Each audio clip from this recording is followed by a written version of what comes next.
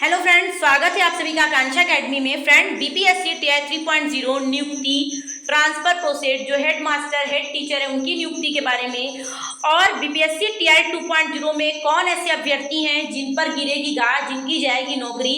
अभी देख रहे हैं कि आप बहुत कड़ाई से इस बार डॉक्यूमेंट की चेकिंग हो रही है। जिनके भी सब्जेक्ट कॉम्बिनेशन, अगर आपको लगता है कि हमने डीवी करा लिया और अब हमारी मौज है या फिर हमारा फिर से डॉक्यूमेंट नहीं चेक होगा, तो ये आपकी सबसे बड़ी गलतफहमी है। डीवी का मतलब था कि बीपीएससी के पोर्टल पे जो आपने डॉक्यूमेंट अपलोड किया था उसे मिलाना कि वो सही है कि नहीं।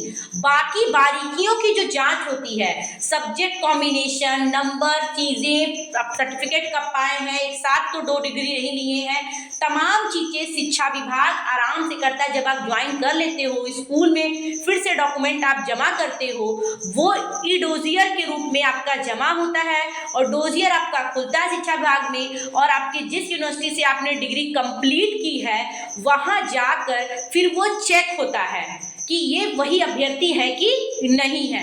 ठीक है, वहां से अप्रूवल मिलता है, तभी आपकी जॉब सिक्योर मानी जाती है। ठीक है, सब्जेक्ट अस्पष्ट हो या डिग्री तो उनको लेकर ये 47 अभ्यर्थी शक के घेरे में और इनकी जॉब जाने की पूरी संभावना दिख रही है। शहर में शिक्षकों की कमी है, जो शहर की थे वहाँ पे शहर में शिक्षकों की कम ज्वाइनिंग मिली है, ज़्यादातर गाँव में मिली है। ये आज के न्यूज़पेपर में था।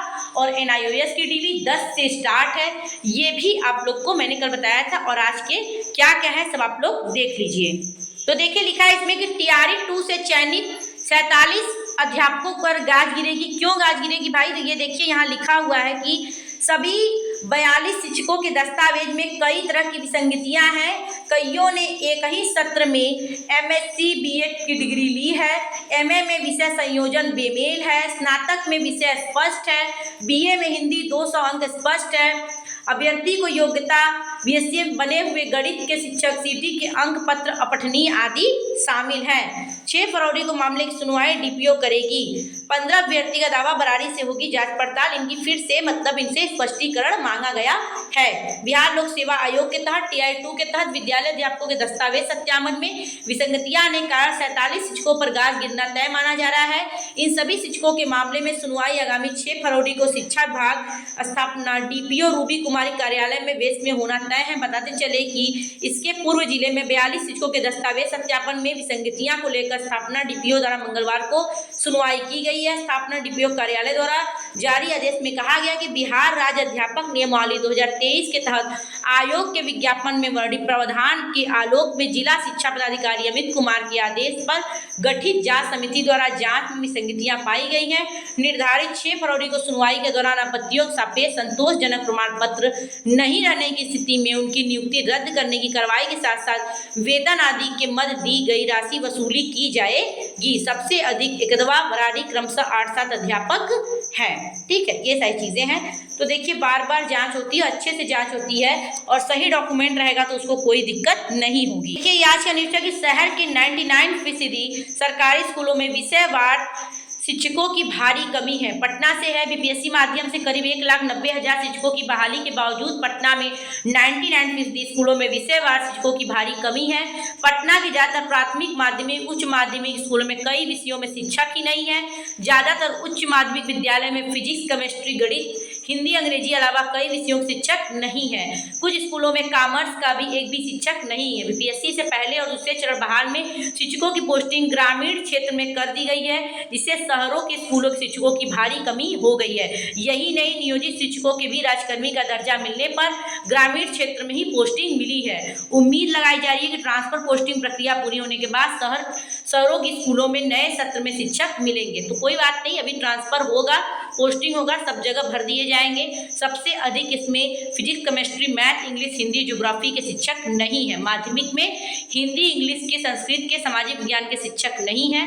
पटना के कॉलेज स्कूल में प्रधानाचार्य अफजल हुसैन ने बताया कि physics, chemistry, math, English, Sanskrit, Hindi, Urdu, music, computer शिक्षक नहीं है। तो कुल मिला जुला के देखिए कि ये शिक्षकों की आपको ग्रामीण इलाकों में ज़्यादा से ज़्यादा पोस्टिंग की गई और शहर के स्कूल दिए ही नहीं गए, जिसकी वजह से शहरी क्षेत्रों में क्या है कि शिक्षकों की कमी है। ठीक है, अभी भी इस बार भी जो पोस्टिंग आई सबकी इधर उधर हुई, मगर शहर में बहुत कम लोगों को पोस्टिंग मिली है। और ये देखिए सफल डीएलएड अभ्यर्थी अब बनेंगे शिक्षक। मैंने कल बताया था 10 अगस्त 2017 की सेवा का देना होगा सर्टिफिकेट। अभ्यर्थियों को प्रशिक्षण के दौरान सेवा में होने वाले प्रमाण पत्र भी देना होगा।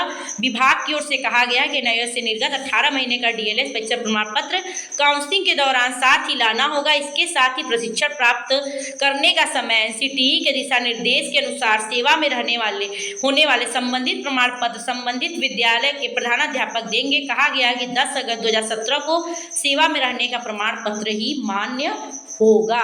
ये चीज़ें हैं डीएलएड अभ्यर्थियों टीआरई 1 में, इनके लिए रिजल्ट आया है और उनको उसी में डीवी कराना है। ठीक है फ्रेंड्स। और देखो शिक्षा विभाग के 2 अधिकारियों का एक साथ हुआ सेवा विस्तार। सचिव वैद्यनाथ यादव का 1 साल के लिए सेवा विस्तार, 1 साल के लिए इनका सेवा विस्तार किया गया है कि ये सारी चीज़ें, क्योंकि शिक्षा विभाग का कोई अधिकारी चला जाएगा चीज़ें क्या हो जाती हैं, रुक जाती है, इसलिए इनका सेवा विस्तार किया गया है। पंकज कुमार का भी सेवा विस्तार 28 फरवरी को दोनों हो जाते थे सेवानिवृत्त, मगर उनका 1 साल के लिए सेवा विस्तार किया गया है। ट्रांसफर पोस्टिंग प्रक्रिया पोस्टिंग को लेकर मिला मौका, इसलिए उनको मौका दिया गया है।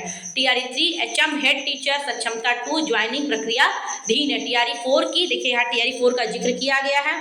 टीआरई 4 100% आएगी कि नई बहाली लाइब्रेरियन विशेष शिक्षक कई समय पदों पर इस साल होनी है बहाली। सितंबर तक बहाली कंप्लीट भी करना है, ये भी जान जाइएगा।